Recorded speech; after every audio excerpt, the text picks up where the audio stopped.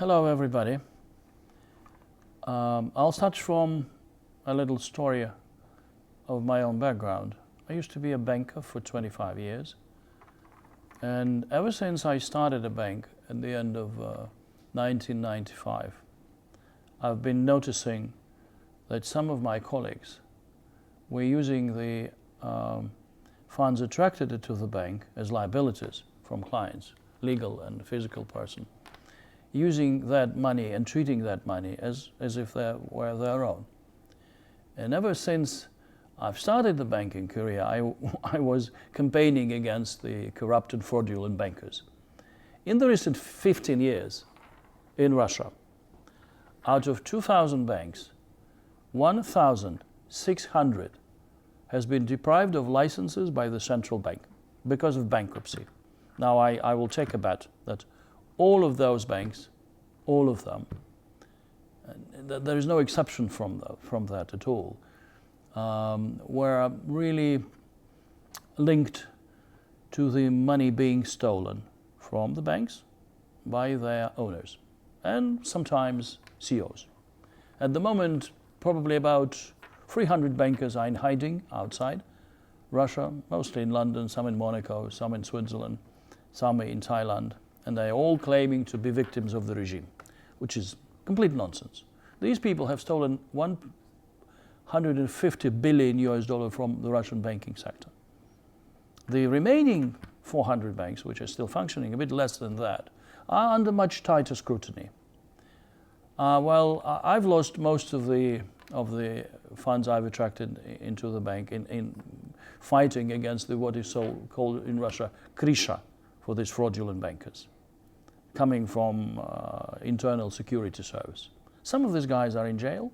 Well, I've been deprived by most of my business. My bank shrinked 25 times because of the criminal investigations opened up against me. And finally, I've sold the bank with a little capital because I've paid out all of the liabilities. So in the recent 2 years, my bank was not functioning because I would not allow to attract any outside funds into the bank. And so what I see in decentralized finance is actually the possibility to get rid completely of fraudulent bankers, fraudulent auditors, fraudulent lawyers, and maybe set up an example that within this newly developed crypto sector, there will be no sign of global financial apartheid, which is a phenomenon I call which equalizes to $1 trillion being stolen probably in most countries around the world every year. So this is number one for me attraction in setting up a new world of B2B interaction between us entrepreneurs without paying any transactional fees or without leaving our fate and our money fate into the hands of the corrupt auditors, lawyers and bankers. I am not too much interested in actually the profits which the cryptocurrencies, but I definitely looking for a much nicer, cheaper and quicker service.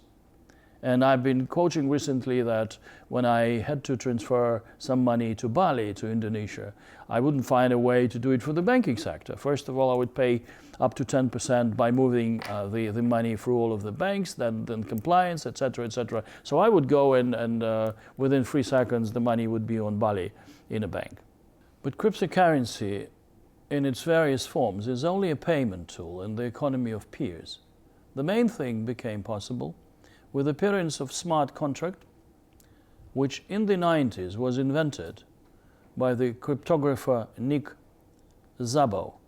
A smart contract is a software algorithm that records information about the ownership of something and the sequence of the execution of obligations.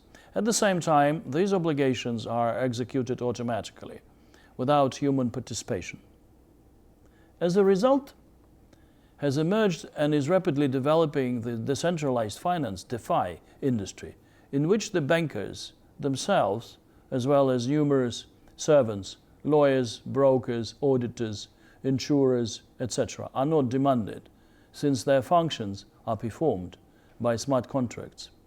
The decisive contribution to the DeFi architecture was Ethereum blockchain, created by Vitalik Buterin and the Binance Smart Chain on the basis of the largest cryptocurrency by exchange. Binance, founded by Changpeng Zhao, well known to be everybody here as Mr. CZ. In March 20's value of the funds of DeFi was just over 500 million. Now it's over 100 billion. It has increased 200 times. According to a study conducted earlier this year in the United States, among accredited investors, 72% of them are planning to invest in the DeFi projects. Accustomed to parasitize on other people's money, the banksters have already suspected that something was wrong and sound the alarm. On March 18th, Bank of America issued a report in which warned that decentralized finance is an even more destructive and bigger threat than Bitcoin. I believe that their concern is just the best confirmation that DeFi is a suitable tool that can drain the rotten swamp of the world finance and pull out the economy that has turned into an appendage of the international oligarchy, as well as ensure a fair distribution of financial resources and benefits produced with their assistance. That is why our team of crypto enthusiasts launched the independent decentralized finance SmartBank, an ecosystem, the first bank of smart contracts that provides a wide range of financial services in cryptocurrencies, mainly stablecoins, which are pegged to the US dollar, and unlike the Bitcoin or Ether, they are not subject to volatility. Due to the radical reduction of costs, all these services have become more affordable, while the openness and globality of the decentralized market can provide higher and more reliable profitability than the standard financial model.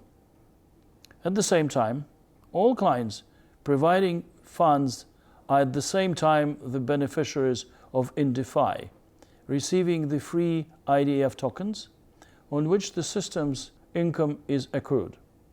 They also participate in the decentralized community, DAO, that manages the project.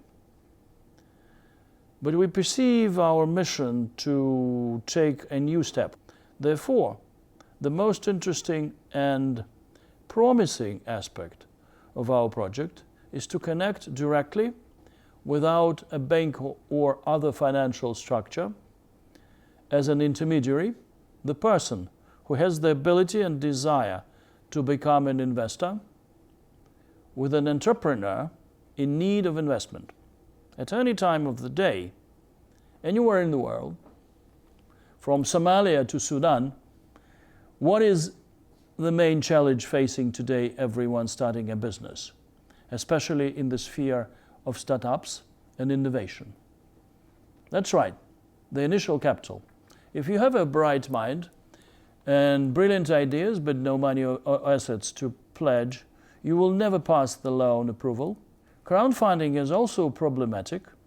Investors remember the ICO boom in the crypto world that happened 5 years ago, when huge money was accumulated for brilliant ideas by issuing unsecured tokens. And then the collectors bought themselves Bentleys and yachts. We have invented, and following the example of the developers of vaccines against coronavirus, have already successfully tested on ourselves at the launch of InDeFi, an innovative financial instrument. SCI is a risk-free venture when investors' funds are placed on a deposit and only the yield is provided to the project. This enables the initiators, fundraisers, and of course they can convince investors that their project is worthwhile to receive required funding. Investor, to his part, receives for the free tokens which can be exchanged for the share in the business. And if it is successful, can bring high profits. If the rocket does not take off, then the investor does not lose anything, since the deposit is reliably protected. Moreover, if the investor decides that something went wrong, he can always withdraw his money at any time by pressing one button on his smartphone. The platform was launched on April 12th, the day when 60 years ago the first human, Yuri Gagarin, overcame the shackles of Earth gravity and went into space. Anyone can right now by visiting the InDeFi SmartBank website. In a few clicks, become a co-owner of the business entity in which I personally have already invested around 10 million and estimated the being worth 40 million. This is Imperium, a project of electric passenger ships production. Our project is not just a fantastic plans and beautiful presentations, but real production. In June of the last year, the first EcoVault vessel was launched in St. Petersburg with a capacity of 80 passengers and capable of sailing 12 hours at the speed of 9 knots without recharging.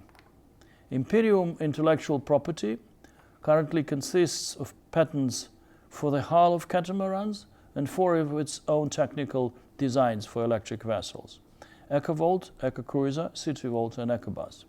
They are intended for use on river and sea routes in large agglomerations and tourist centers such as Moscow and St. Petersburg in Russia, London in Great Britain, Venice in Italy, or for example, walking along Lake Victoria in Uganda. We have already built our own shipyard with a capacity of 30 ships per year. The full assembly will be carried out using the world's biggest proprietary 3D printer. The ships are built on the basis of serial multi-platform solutions, differing in capacity from 50 to 220 passengers, speed up to 23 knots, and energy intensity. They provide a year-round operation.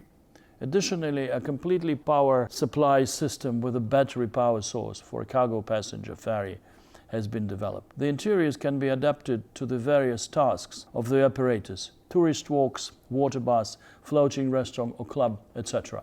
Moreover, the vessels can be delivered in kits for final assembly at any other site equipped.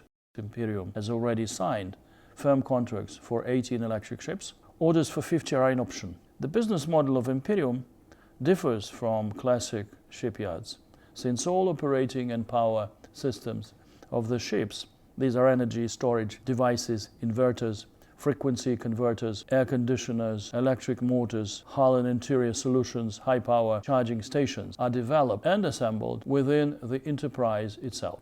This made it possible to achieve the price indicators of the final product comparable to the cost of the new diesel analogs and much cheaper than the electric ships already available. According to the independent estimates, the capitalization of Imperium today is about $45 million. In the future, the company plans to follow the path of a rival, a start-up for the production of electric trucks, whose capitalization is now more than $13 billion on NASDAQ in New York. We invite you to become an investor and co-owner of Imperium. The mechanics of the partnership are outlined in the white paper on the InDeFi SmartBank website. We have developed a completely new model of safe investment based on blockchain, of decentralized finance, safe coin investment, in which your funds are on deposit and can be withdrawn at any time. This allows the investors to retain 100% control over their funds, and the startup can use funding strictly for its intended purpose. I'm sure that electric ships are the future of water transport, and we will take a leading position in this huge market. Your participation in the project is not only a profitable use of capital, but also an investment in clean future for our planet. The same way we can provide a working platform for a huge number of third-party startups and innovation. This is a mechanism that will ultimately connect a Thai-based IT creator in need of funding or a waste recycling entrepreneur in Zimbabwe with a potential investor from Norway or Japan. The system will include hundreds and thousands of projects of talented people, each of which will become part of the global infrastructure. Besides, this system will provide additional opportunities for financial transparency in the implementation of non-profit projects. For example, in environmental protection or charity, which alas suffers from the fact that half of the hundreds of billions of US dollars donations allocated annually around the world are simply stolen, directly or through the so-called management and administrative expenses. Last year, my son Evgeny and I visited Chad to support the local national park. At N'Djamena International Airport, against the backdrop of several dilapidated Asian Cessnas, sat a new Bombardier Global Express jet, white with blue letters, UN OCHA, United Nations Office for the Coordination of Humanitarian Affairs. I once had it. It cost about 70 million. And when we have flew away, there was a similarly branded Embraer, a Brazilian legacy worth 30 million. There are cargo planes for the transportation of humanitarian aid, which are much cheaper and more spacious. I wondered how many hungry Chadians could be helped with this money. Roughly $100 million from the international community, spent by United Nations officials for their own comfort. Crypto-economics allows a donor of any amount, even $1, to follow their donation to a poor child in Bosnia or in Malawi in need of expensive operation, to a farmer in Uganda in need of new technology, or to a particular elephant in Gabon. This information can be completely opened up to the relevant parties through the charity token blockchain. So I suggest probably people who are benefactors of these hundreds of billions of US dollars are really seriously look at the opportunities for transparency which cryptocurrencies are providing. Thank you very much.